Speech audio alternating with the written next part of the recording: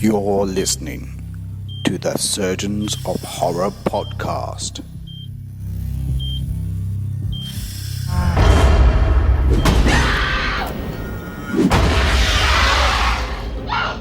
Hell, I was even going to bring it straight back to that because we have shots like that, which, like, Shelly Duvall. Hi, I'm Shelly Duvall. Shelly Duvall. Yeah. Hi, Shelly Duvall.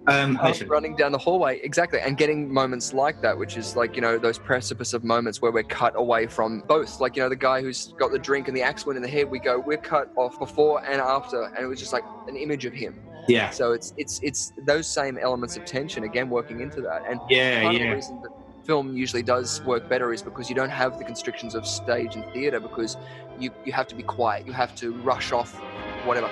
At least you've got the cut and the wait, or you stop the scene. You know what I mean? We'll get another cut, especially now in the digital age. Back then, obviously, we see Shelly Duvall and Stanley Kubrick having that tussle over the so many things. Her losing her hair over things. yeah.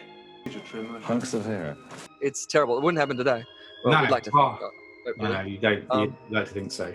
Shelly Duvall. I'm Shelly Duvall. Yeah, let's get into the narrative a little bit now. I mean, we've been kind of glossing through this stuff, and we'll do it fairly loosely, like I said, because I love tangents, mate. I find them interesting, and and people that often listen to these podcasts have probably noticed that I often leave those in. I do find them interesting to listen back to.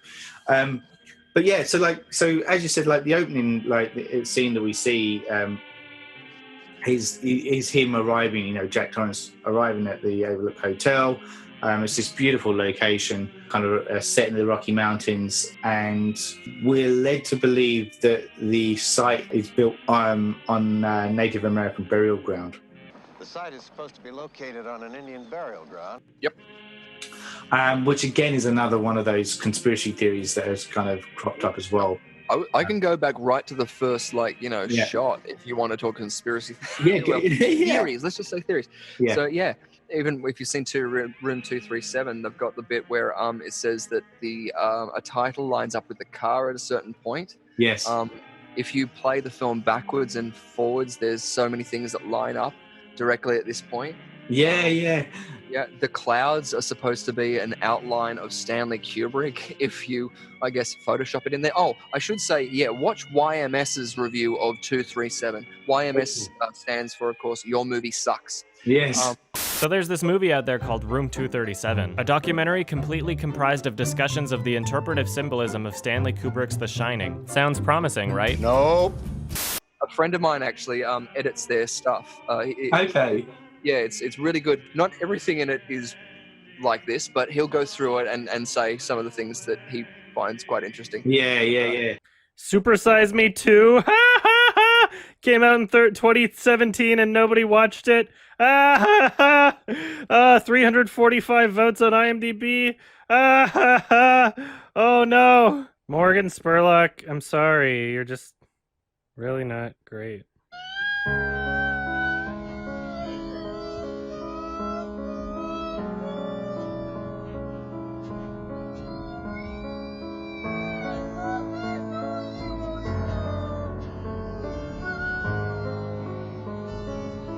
But from that very beginning, you've got interesting shots. But again, with that score and that long opening low shot that then comes up over the trees, the car's introduced, this yellow beetle, which wasn't the car, it was a red beetle.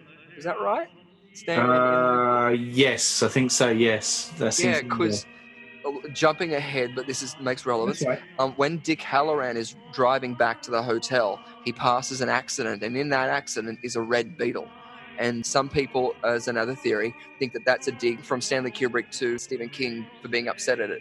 Oh, really? The car, he just threw it off the side in a car accident. Right, okay. But sorry. Yeah, too many interpretations, I guess. Like, I did read that thing about how it's supposed to be watched forward and backwards.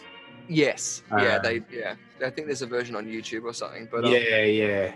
Well, and because of the so many movies. And obviously because it's a play on the whole Red Rum kind of backwards is murder kind of thing as well. So, so it's kind of played out of that kind of theory behind it. Yeah. So so we have the whole kind of that opening bit there, and he gets hired to kind of come to the hotel. So we kind of keep cutting between Jack in the office with the hotel manager, and basically Shelly Duvall's character Wendy and Danny outside. And another theory, which I found quite interesting on 237, was as they're going into a room in Danny's, in through a door, I think it's the bathroom, on the wall, there's a whole bunch of stickers. And, I could be wrong, is it Goofy? One of the Disney characters isn't there, and then it is. In the next shot, it is. Oh, right. So is it a continuity error? He uses, I think this is when he's first talking to Tony. Yes. So, yeah, I think it was supposed to be the idea, because that's when he gets the first visions of bad stuff, doesn't he? Yes, that's right. I think, and they call the doctor because he has an episode. Yeah, that's like he's no longer Goofy or something like that. It was supposed to be the idea of now he's got Tree of Knowledge, now he knows. Yeah. But I don't know. I think that's cool. Like, definitely. But it's interesting. In the office as well, they say that the previous caretaker had murdered his wife and daughter. My predecessor, Charles Grady, is the winter caretaker. He came up here with his wife and 2 little girls, I think about 8 and 10.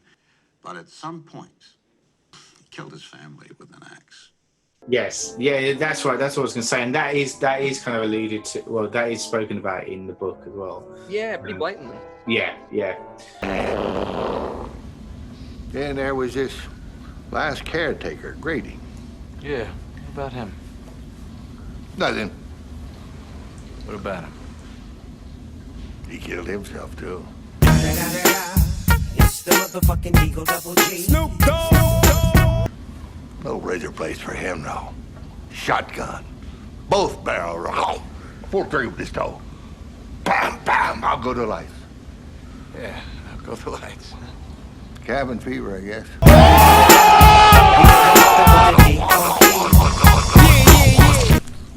Of course, he was alone. You'll have your wife and your boy with you. Yeah. So, and the reason I like that is because here is the way that it is it's sowing the seed of what's going to come, essentially. So the audience already know of an incident where a family, a male caretaker has killed his family. And I think his name was Charles Grady. Charles Grady is the winter caretaker. Yeah, that sounds right too. Yeah. Because then, obviously, later on, we meet Delbert Grady. Grady's Delbert Grady. Which is the whole illusion of generational things. And so another theory is the idea of the generational killings. And so whether or not Danny is going to return and do the same thing or have a similar sort of thing where it's going to be encumbered by the dark spirits. And again, as you were saying, the house being a resonant thing empowered by the Native American slaughter. I don't know if it was just in a burial ground or there's supposed to be... And I believe they actually had to repel a few Indian attacks as they were building it. Is there anything more in the book how, like, there was bad wars or anything like that there where indigenous people were killed there? Oh, maybe. I'm trying to remember now. There are also a handful of strange but compelling parallels between the film and the real-life founding of Point Pleasant, West Virginia. This was a horrific, bloody event with countless Native American casualties, but perhaps the most famous Native person killed there was Hokolesqua, also known as Chief Cornstalk. In 1777, Hokolesqua was killed by a mob seeking revenge for an attack that he'd had no part of, and, of course, legend states that Hokolesqua's final words were a curse on the land that would leave it, quote, paralyzed by the stain of our blood. There are 2 things I know about white people. They love Rachel Ray, and they are terrified of curses. This statement has clear parallels to the famous wave of blood from the film, but believe it or not, it's not the biggest link between the Battle of Point Pleasant and The Shining. In 1909, the same year the fictional Overlook Hotel was completed in the film, a real-life monument in Point Pleasant was struck by lightning, and the same thing happened again on July 4th, 1921. As any true Shining fan knows, July 4th, 1921 is the date on the old photograph of Jack from the final shot of the film. There might have been. I read the book. I did read the book semi recently, but like it was a fair while ago before we come around to recording this. No, you're right. I just thought it would have made sense. I guess in that more torment would mean. I know there's a whole series of stuff that's happened anyway, and a lot of it's, where the hotel has changed hands and stuff, and it's always like bad money and bad energy that surrounds it. White man's burden, Lloyd. White man's burden. Yeah. If not, we know that it's on an ancient Indian burial ground. Yeah, that's lines right. which we can't write anymore. Also, just on that, I think it's so funny how they refer to the Native Americans as Indians purely because the guy who found the place, quote unquote, he thought he was near India. So he thought that those native people were from India, right. Okay. Yeah, in Asia. The Nina, Pinta, and Santa Maria set sail on August 3rd, 1492. After a stop on Gran Canary, the rest of the trip took 5 weeks. On October 12th, land was spotted. It was an island, and at dawn Columbus went ashore. Because he believed in the small Earth theory, Columbus thought he was near Japan. He called the natives of this island Indians because India was what many Europeans called Asia at the time, but the natives were really called the Taino. And so that's why he called them Indians, and it was still referred to as that. I think that's hilarious. Yeah. That's bizarre. Yeah. Really bizarre. But yes, ancient Indian burial ground, thus making it much more. That's not something that just on the ancient Indian burial ground. That's something that King has tapped into before. We've seen it in Pet Cemetery as well. Yep. To name just one of them. So it's obviously something that he. I mean, sometimes people say King is guilty of repeating himself in books. Oh yeah. Sorry. But then, is he repeating himself, or is it this whole kind of universe that he kind of has created before universes were cool? Is it parody or plagiarism? Yeah, that's it. Exactly. Yeah, what was I going to say with that? Yeah, so interestingly, he's a horror writer, so you get the feeling that Stephen King's identifies with this character. King's done that before, though. He's done a few movie stories where the lead character's a writer. Yeah, The Shining. Yeah, exactly. Yeah, perfect example. And Misery as well. Misery. Sure.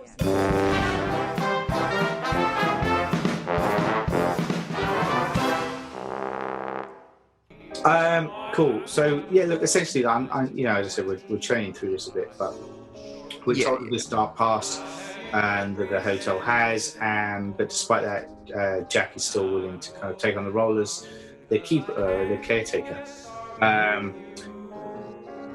And then we have Danny gets a premonition about the hotel, and then we get the whole kind of bit about his imaginary friend Tony coming into play, and they go to the doctor to kind of a chat, and he examines him, all that stuff that kind of comes to play. So kind of getting insinuating that there's something different about Danny, something almost not quite right about him in this sense. Whereas in the book, we very much know that this Tony character has appeared to him on numerous occasions, often in a playful manner, but also there's something a little bit dark and sinister about him too. Yeah. And as they get closer to, he uses Tony in order to channel his visions. Essentially, he can't really go on these visions, take these visions without Tony being present.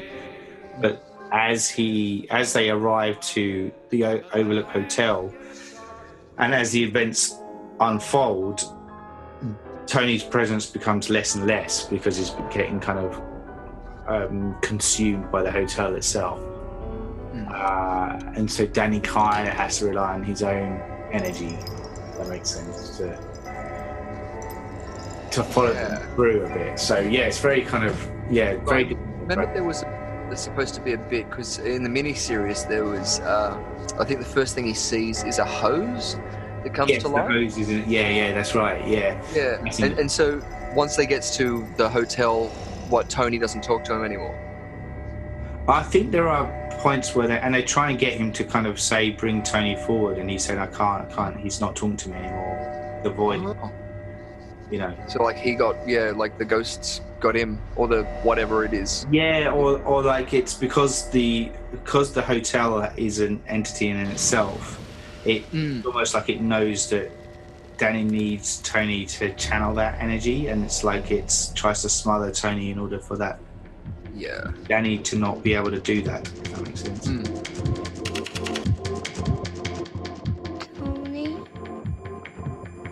So basically, what I wanted to do with the two books, I certainly didn't care about redeeming my novel from Stanley Kubrick's clutches because A, Stanley Kubrick is dead, and B, I never saw the novel as being in his clutches to begin with.